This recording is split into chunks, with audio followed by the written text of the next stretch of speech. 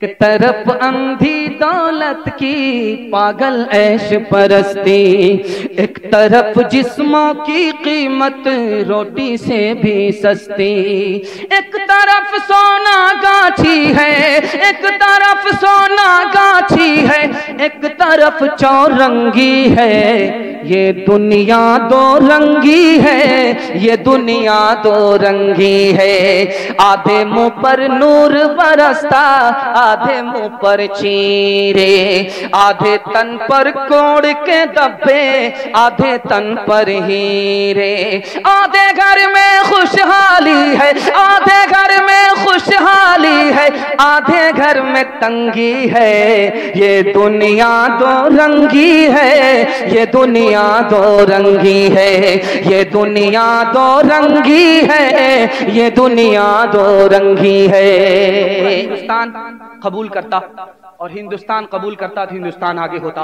वो पैगाम आपकी खिदमत में रखने के लिए जा रहा हूं, सुनने के लिए तैयार हैं? एक बार हाथ उठा दीजिए इंशाअल्लाह। आप अगर अंबानी की तरह मालदार होना चाहते हैं, आपको ज्यादा काम नहीं करना, सिर्फ दो काम दिल की नारी पर नोट कर लीजिए।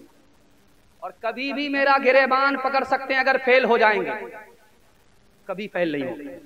सिर्फ दो काम, आपको हलाल कमाना है, हिसाब से खर्च करना है, कोई आपका हाथ मिला नहीं सकता। दुनिया पीछे होगी, दुनिया पीछे नहीं कर सकती। मुकद्दर का सिकंदर अल्लाह बना। ये चांद मार का लुंगी आती है मद्रास। दामाद लोग पान खा करके बाजार में वो लुंगी पहन करके जाते हैं कि अपना ही खरीदा हुआ। लेकिन इस गलत फहमी मत रही है, ये हलवाई की दुकान है, नाजादी का फातिहा।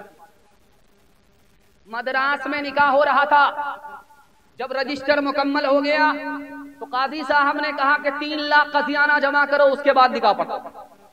का शर्म नहीं आती, दाढ़ी टोपी रख करके डिमांड करते हो?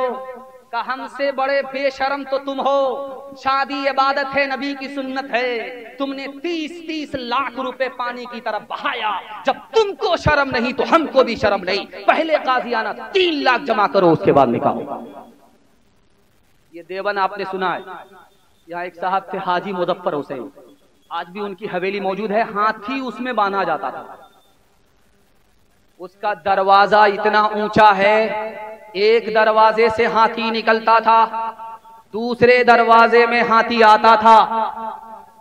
लेकिन आपको सुनकर के हैरत हुई कि 1 हफ्ता उन्होंने अपने बच्चे का वलीमा किया।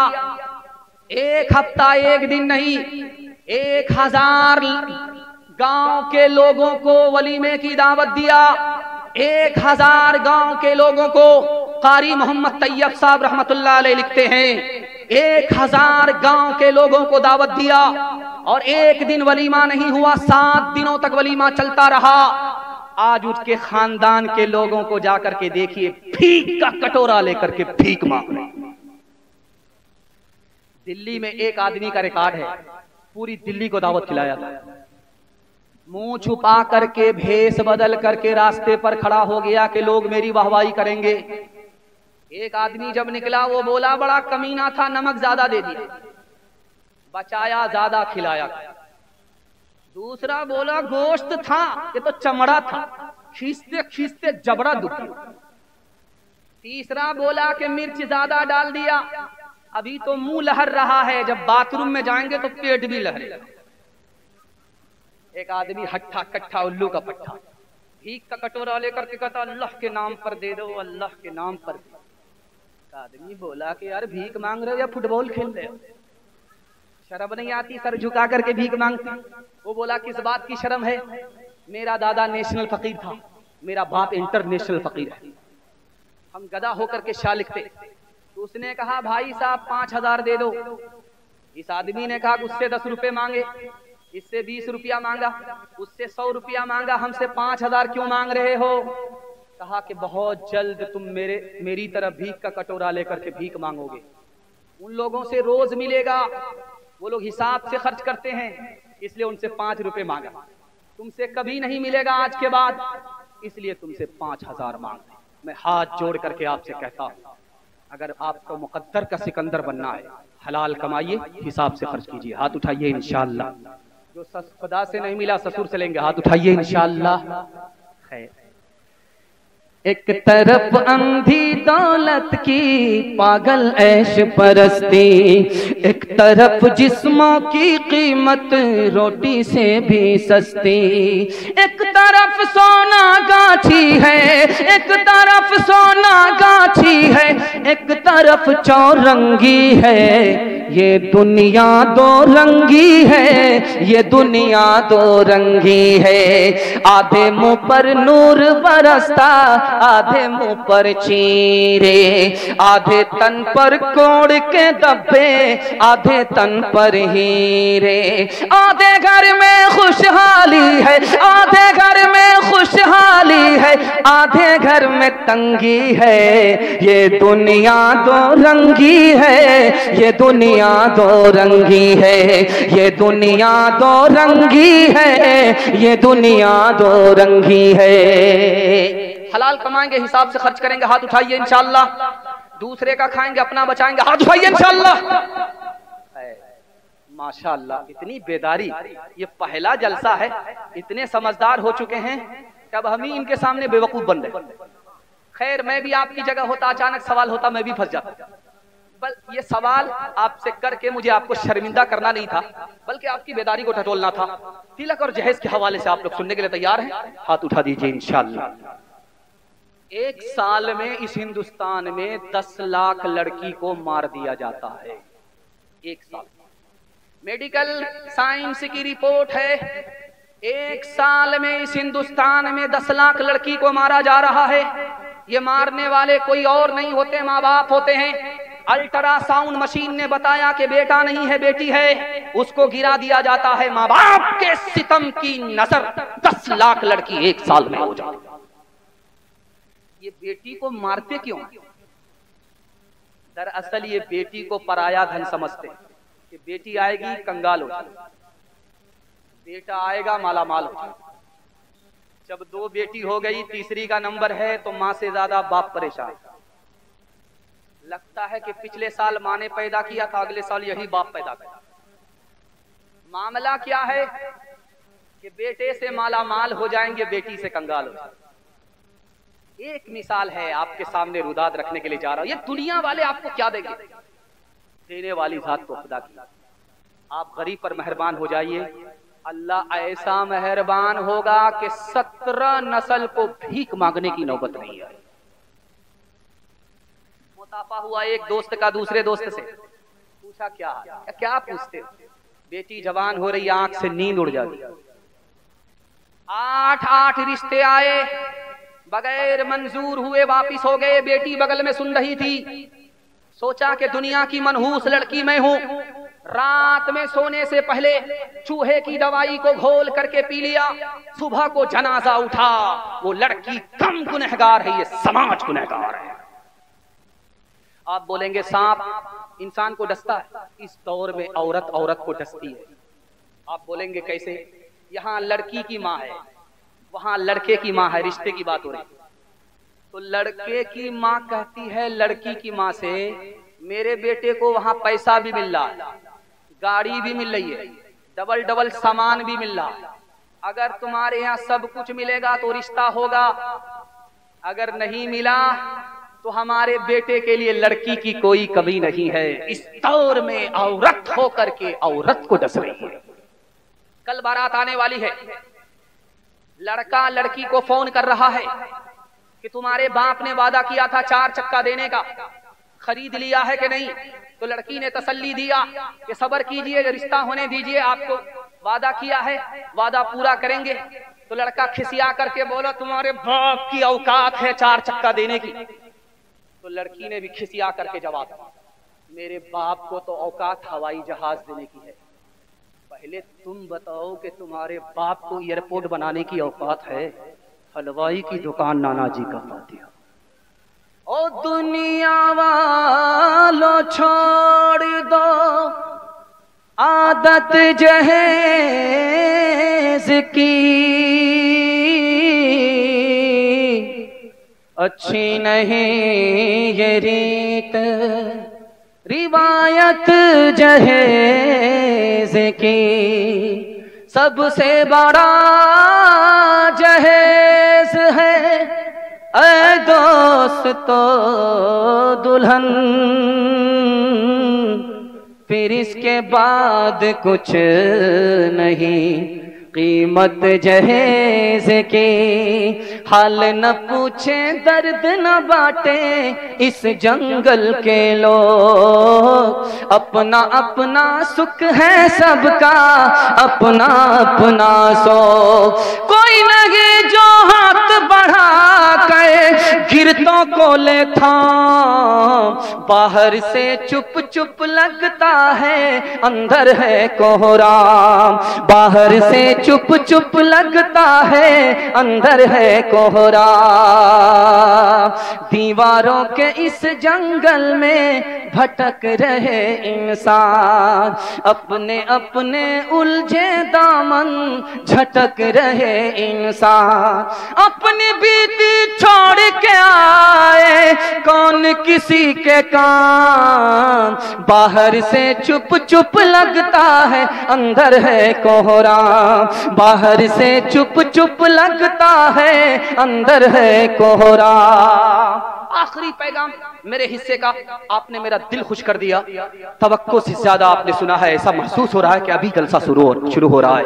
मैं दिल से दुआ करता हूं अल्लाह आपकी जवान बेटी के लिए गैब से मुनासिब जोड़े का इंतजाम फरमाए। आखिरी पैगाम सुनने के लिए तैयार? हाथ उठा दीजिए इंशाअल्लाह। दूसरा हाथ थामेगा, हम टांग खींचेंगे, हाथ उठाइए इंशाअल्लाह।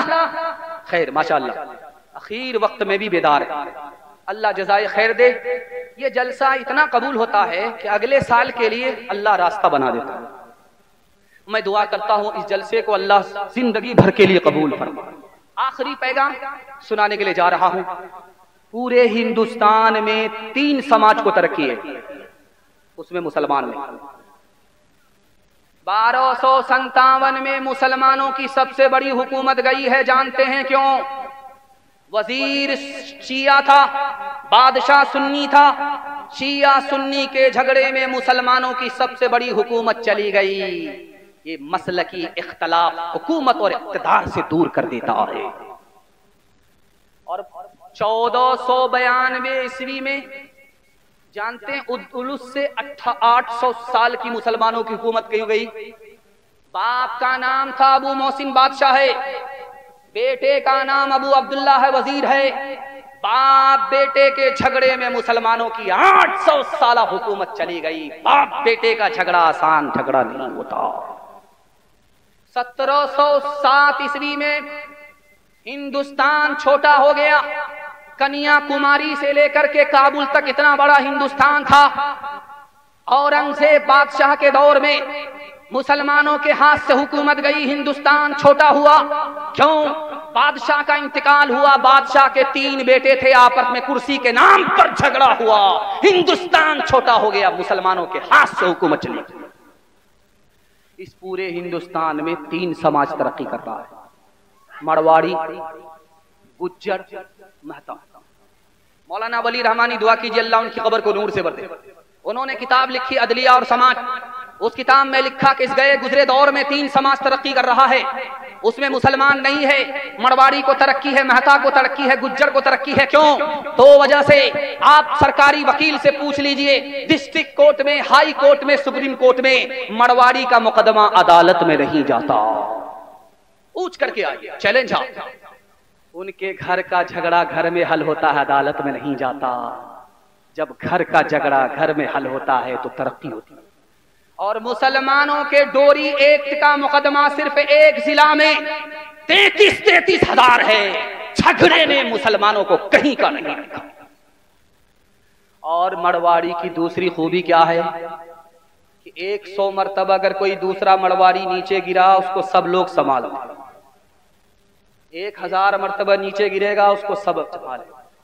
और मुसलमान में जो नीचे गया उसको गाली देंगे, जो ऊपर गया उसकी टांग खींच करके बराबर करेंगे कि बेटा इतनी जल्दी ऊपर जाने की जरूरत नहीं। एक किताब है उसका नाम है कलीला दिमना। उस किताब में लिखा है कि 3 जानवर थे, शेर, चीता और गीदड़, तीनों मित्र थे और शिकार करते थे, मार करके लाते थे, बांट करके खाते थे। 3 जानवर को मारा। गधे को मारा, हिरन को मारा, खरगोश को मारा। और अब शेर ने कहा कि बांटो, कैसे बांटते हो? चीते ने कहा हुजूर बंटवारा आसान है, ये खरगोश खा लेगा, गीदड़ वो छोटा है, मैं बीच बीच का हूं, मैं हिरन खा लूंगा। आप सबसे बड़े हैं, ये गधा शरीफ सबसे बड़ा है, आप खा ले। शेर को गुस्सा आया, मारा मुंह पर तमाचा खींचकर, मैं इस बंटवारे को नहीं मानता।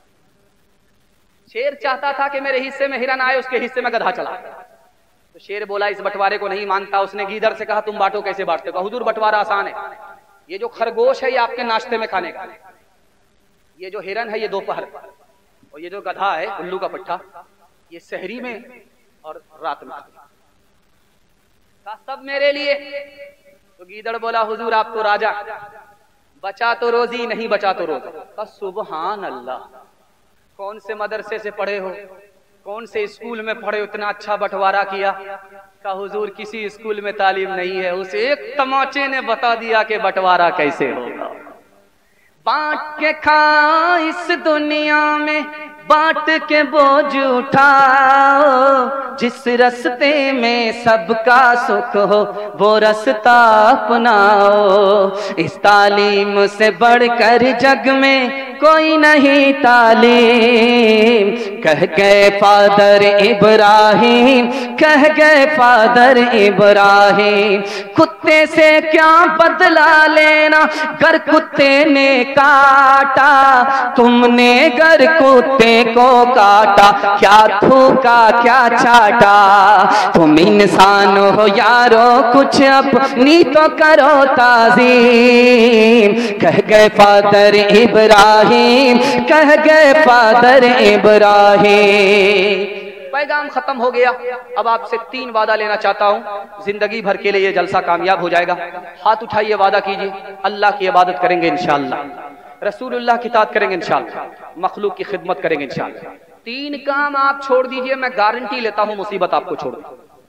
हाथ उठाइए, वादा कीजिए, गुनाह नहीं करेंगे इंशाअल्लाह, गलत माहौल में नहीं जाएंगे इंशाअल्लाह, गलत नहीं कमाएंगे इंशाअल्लाह, बेटा की शादी फ्री नहीं होगी इंशाअल्लाह। न किताबों से नवाजों से नजर से पैदा, दीन होता है बुजुर्गों की नजर से पैदा।